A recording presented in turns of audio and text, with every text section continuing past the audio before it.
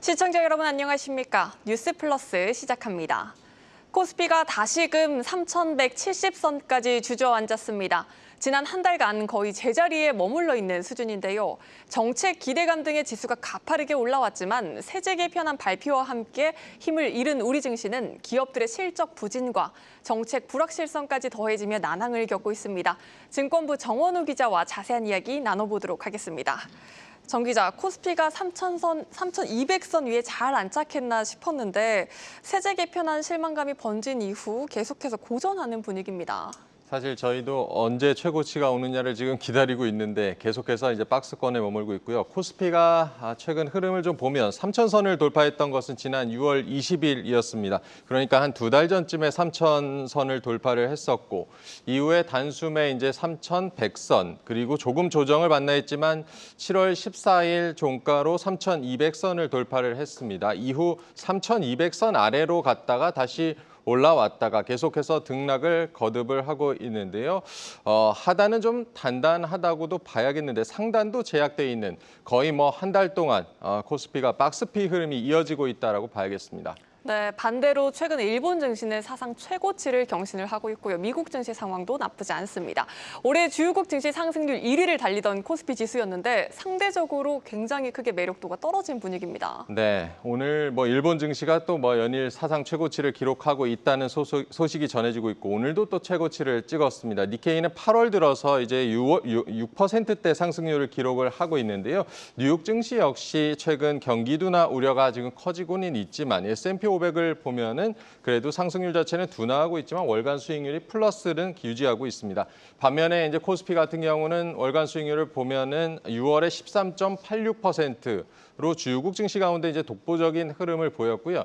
7월에도 5.65%로 수익률이 좀 두드러졌지만 이달 들어서는 마이너스 2%, 오늘 종가까지 반영했을 때 후퇴를 하면서 부진을 면치 못하고 있습니다. 네, 그렇다면 전문가들은 우리 증시가 이렇게 다시금 박스피에 갇힌 원인, 뭐가 가장 중요하다고 보고 있습니까? 애초 이제 코스피가 펀더멘털이나 기업 실적 개선 없이 상법 개정안과 뭐 재정 정책과 같은 이런 정책 기대감으로 올라왔던 측면들이 있었고요. 그런 재료들이 이제 소강 상태에 접어들면서 지수가 정체 흐름을 보일 것이다라고 이미 전문가들이 전망을 해왔었습니다.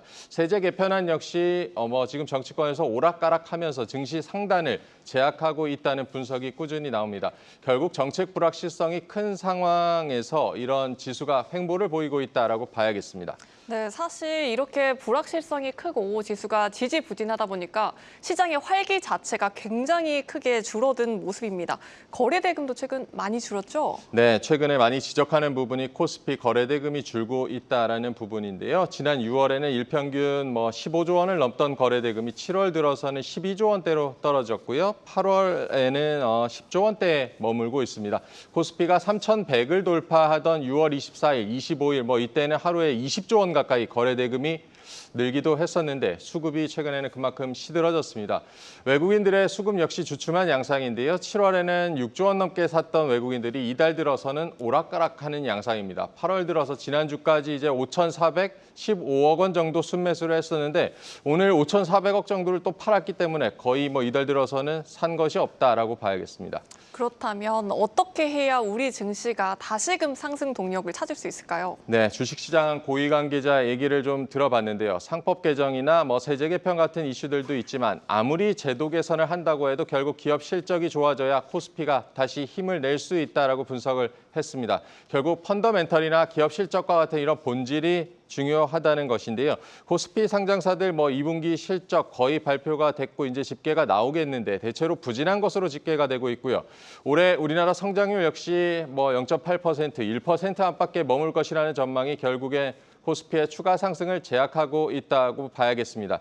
단기적으로는 세제 개편이나 상법 개정 같은 이런 정책 불확실성이 좀 해소가 돼야겠고 최근 정부가 국정운영 5개년 계획을 공개를 하기도 했는데 어떤 효과적인 기업 지원책이 나오느냐가 앞으로 코스피의 방향을 좌우할 것으로 보입니다. 네, 여기까지 듣겠습니다. 증권부 정원우 기자였습니다.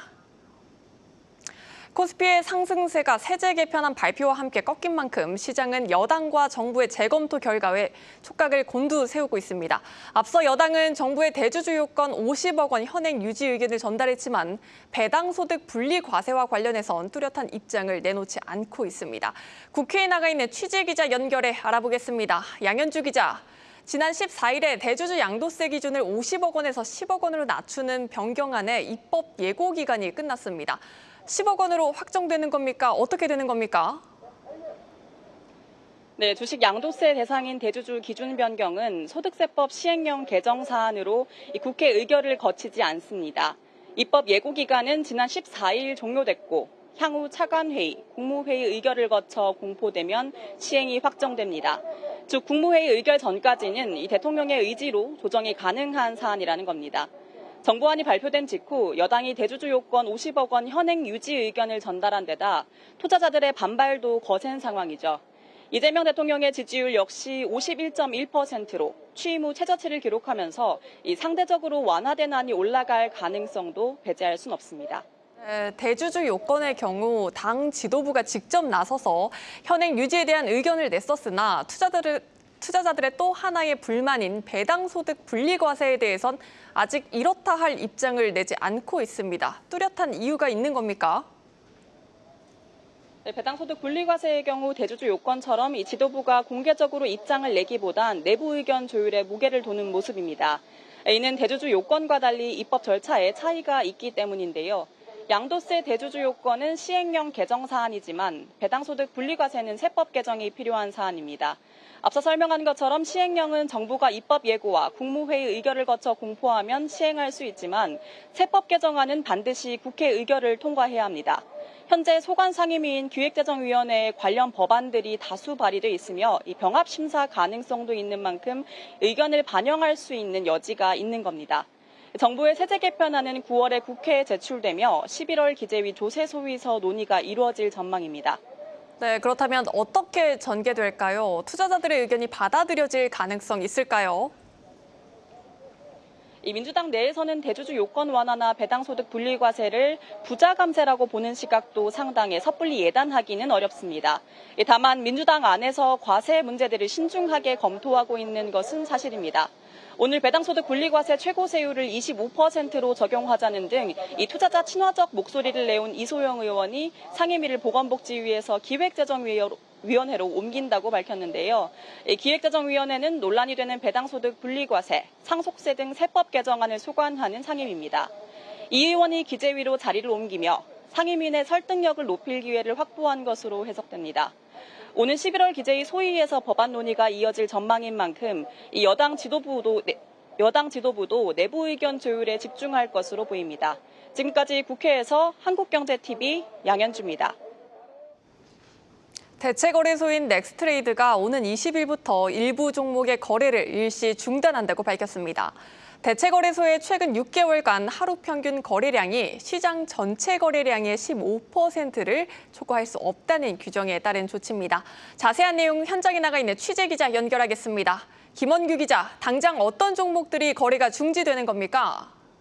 이 넥스트레이드는 총 79개 종목이 거래가 중지될 것이라고 밝혔습니다. 우선 1차로 이틀 후인 오는 20일부터 다음 달 30일까지 26개 종목이 거래가 정지됩니다. 대표 종목으로는 SK오션플랜트, YG플러스, BH 등입니다.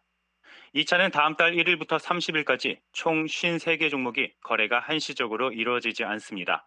주요 종목으로는 HD 현대건설기계, 한화엔진, 파라다이스 등입니다.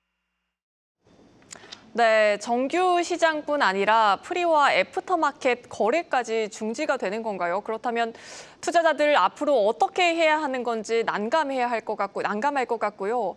이렇게 거래가 중지되는 종목들이 늘어날수록 혼란이 굉장히 클 것 같습니다. 향후 거래 중지 종목 얼마나 더 늘어날 가능성이 있는 겁니까? 일단 이번 조치는 메인 마켓뿐만 아니라 프리마켓과 애프터마켓에서도 동일하게 적용됩니다. 넥스트레이드 측은 정규 시장과 함께 프리 애프터마켓에서도 매매 체결이 안 될 것이라고 밝혔습니다. 아울러 거래 상황에 따라 거래 중단 대상 종목이 추가될 수 있고 중지 기간이 연장될 가능성이 있지만 예정대로 79개 종목의 거래가 중지되면 15% 룰을 준수할 가능성이 90% 이상이라고 덧붙였습니다. 이에 따라 추가 중단이나 기간이 연장될 종목은 사실상 없을 것이라고 했습니다.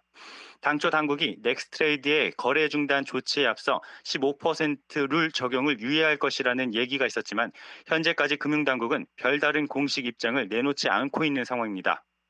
거래 중단 조치 유예 가능성에 대해 넥스트레이드 관계자는 기존에 정해진 룰에 따른 거래 한도를 맞추기 위한 방법으로 불가피한 조치라고 설명했습니다. 지금까지 금융위원회에서 김원규입니다.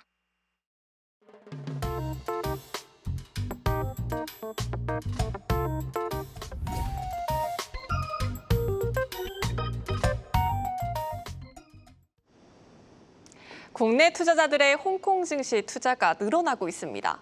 홍콩 증시에 상장된 중국 기술주 주가가 연초 이후 크게 상승하면서 투자자들의 눈길을 끌고 있는 건데요. 국내에서는 처음으로 중국 기술주 기반 커버드콜 상장지수 펀드도 등장할 예정입니다. 오늘 투자토크 증권부 정재훈 기자와 함께하도록 하겠습니다.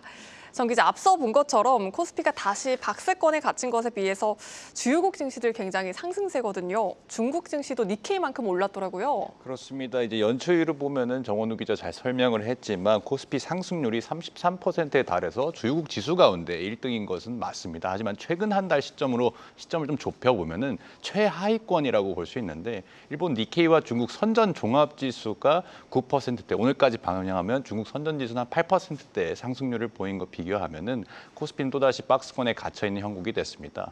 이런 이유로 이제 관세 이슈로 좀 줄어들었던 국내 투자자들의 미국 주식 투자 금액이 다시 크게 늘어나고 있고요. 또 홍콩 증시 투자도 3년 만에 순매수세로 전환이 됐습니다. 홍콩 증시에 상장된 중국 대표 기술주들의 주가가 크게 상승한 결과라고 볼 수 있는데 이 예탁 결정 자료에 따르면은 최근 한 달간 국내 투자자들이 가장 많이 담고 있는 종목들 역시 샤오미와 텐센트, BID 그리고 알리바바와 SMIC 순이었습니다. 이것은 모두 테크 기업들이죠. 네, 사실 그동안 중국 투자에 대한 막연한 두려움이 있었던 게 사실이잖아요.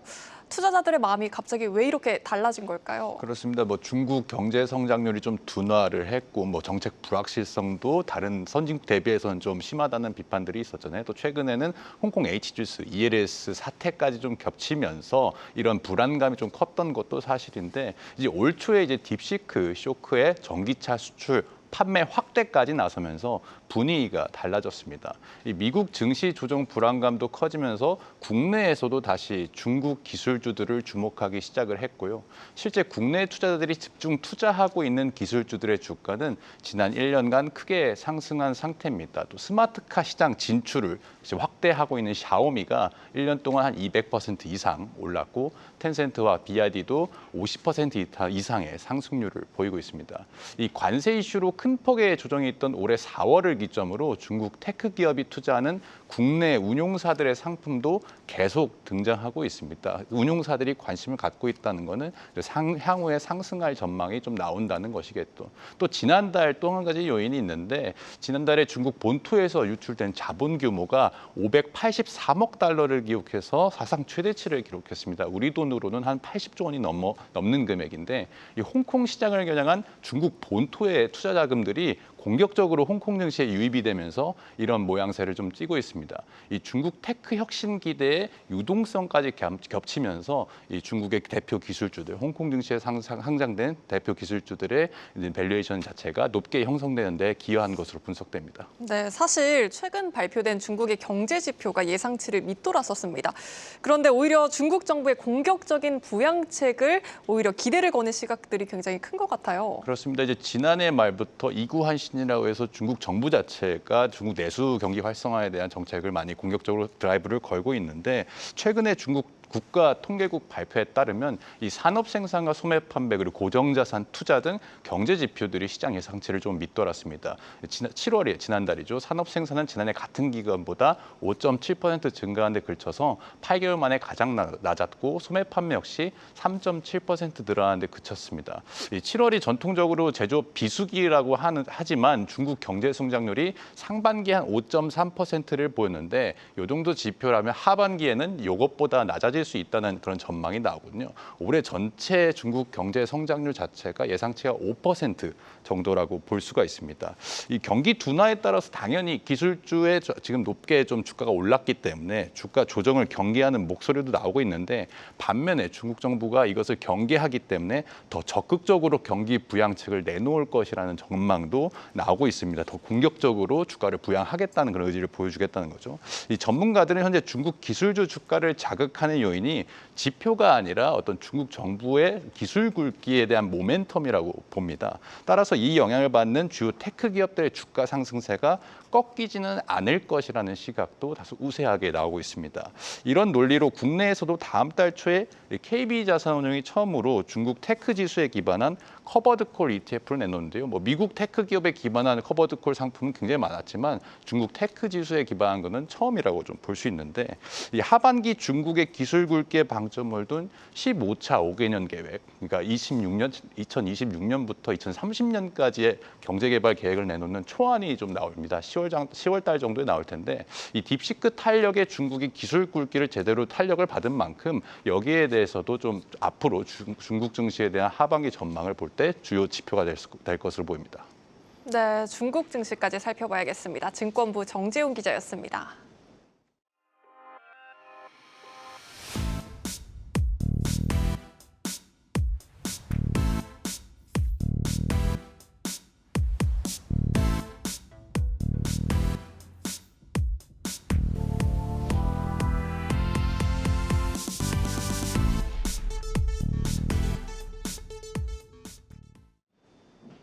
SK그룹의 주요 전략회의 중 하나인 이천포럼이 오늘 개최됐습니다. 최태원 SK 회장은 글로벌 전쟁에서 승리할 수 있는 우리만의 소버린 AI를 만들어야 한다고 강조했습니다. 현장에 나가 있는 산업부 장슬기 기자 연결하도록 하겠습니다. 장 기자, 이천포럼의 화두는 역시 AI였군요. 네, 그렇습니다. 올해 9회째를 맞은 이천포럼의 핵심 의제는 AI와 디지털 전환입니다. 최태원 회장은 포럼에서 기자들과 만나 소버린 AI는 국내에서만 하는 게 아니라 결국 글로벌 전쟁이라며 글로벌에서 이길 수 있는 소버린 AI를 우리가 만들어야겠다고 강조했습니다. 반도체에 이은 차세대 먹거리로 소버린 AI를 꼽고 글로벌 패권을 쥐기 위한 의지를 나타낸 겁니다. 최 회장은 지난해 열린 이천포럼에서도 AI 대전환을 선포한 바 있는데요. 지난해 AI 전환이라는 방향성을 제시했다면 올해는 보다 구체적인 소버린 AI에 대한 전략을 공유한 것으로 보입니다. 연일 이어지고 있는 트럼프 행정부의 관세 압박도 과제로 꼽혔습니다. 최 회장은 이날 포럼과 관련해 트럼프의 정책은 전략적으로 예측 가능하지만 전술적으로는 예측하기 어렵다는 이야기가 가장 기억에 남았다고 언급했습니다. 그룹 차원에서도 통상 리스크에 대한 대응 방안 마련이 불가피하다는 점을 밝힌 겁니다. 네, 오늘 포럼에는 계열사 대표들도 총출동했습니다. 가장 핵심이 되는 반도체 사업과 관련해선 어떤 발언들이 나왔습니까? 네, 이천포럼의 첫 포문을 연 광노정 SK하이닉스 사장은 HBM과 같은 세상을 바꿀 기술을 위해 나아가겠다는 혁신 의지를 밝혔습니다. 특히 AI 시대 변화는 이제 시작인 만큼 엄청난 변화의 두려움을 느낀다고 언급하기도 했는데요. 곽 사장은 과거 문 닫을 위기에 하이닉스를 인수해 HBM을 만들어낸 사례처럼 결국 어려움을 헤쳐나가고 문제를 풀어나갈 것이라고 말했습니다. 오는 11월 SK 엔무브와의 합병을 앞둔 SK온의 이석희 사장도 자리했습니다. 이 사장은 합병 후 실적 전망을 묻는 기자들의 질문에 실적보다는 배터리의 턴어라운드에 신경 쓰고 있다며 본원적 경쟁력을 끌어올리는 것이 중요하다고 강조했습니다. 미국 추가 투자 계획과 관련해선 투자 불확실성이 있는 만큼 권역별로 잘 대처해 나가겠다고 답했습니다. 지금까지 이천포럼이 열린 워커힐 비스타홀에서 한국경제TV 장슬기입니다.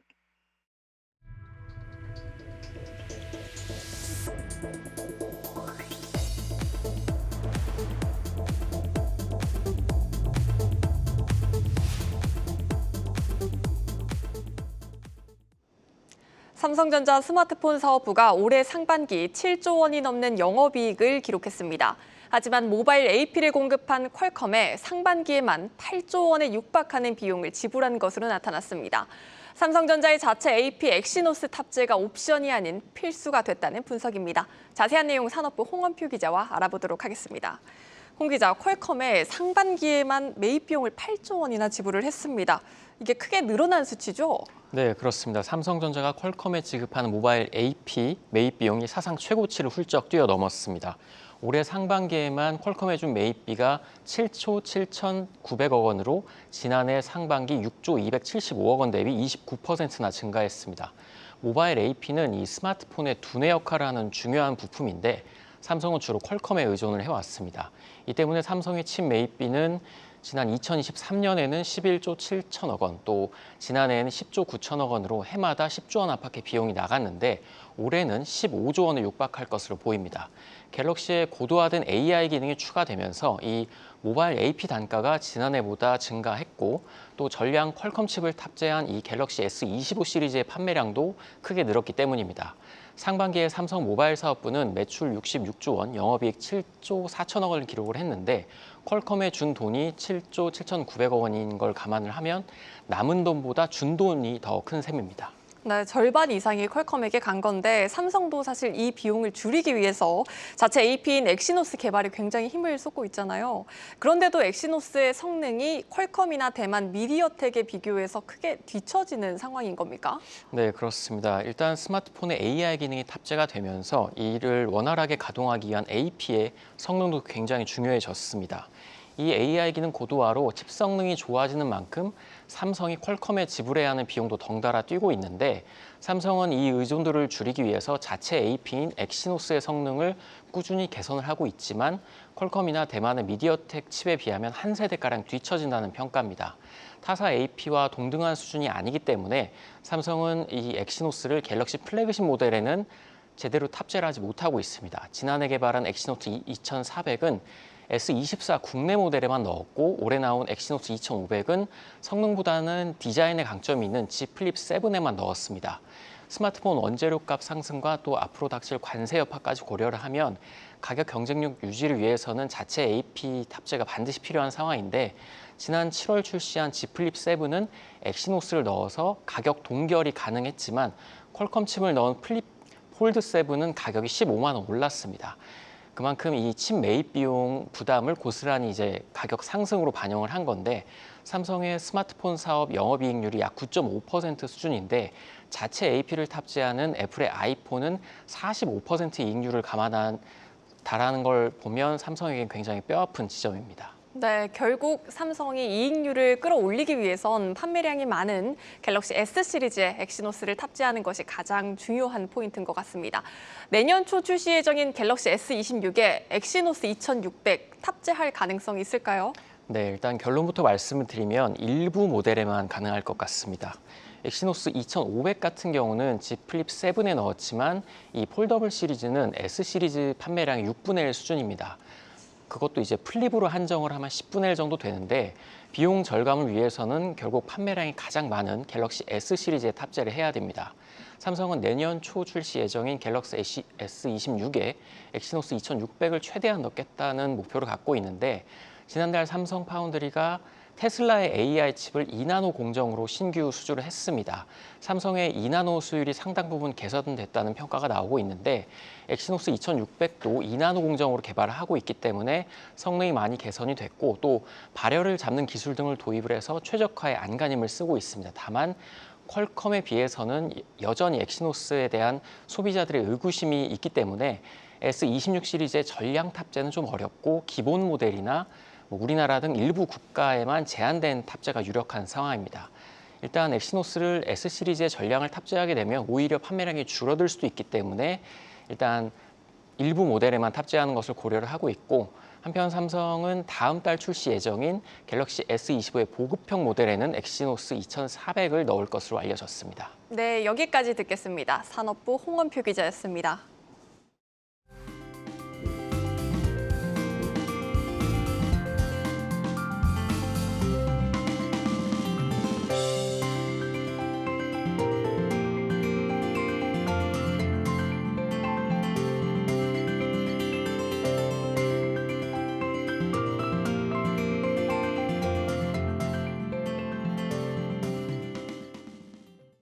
월요일 뉴스를 마칩니다. 시청해주신 여러분 고맙습니다.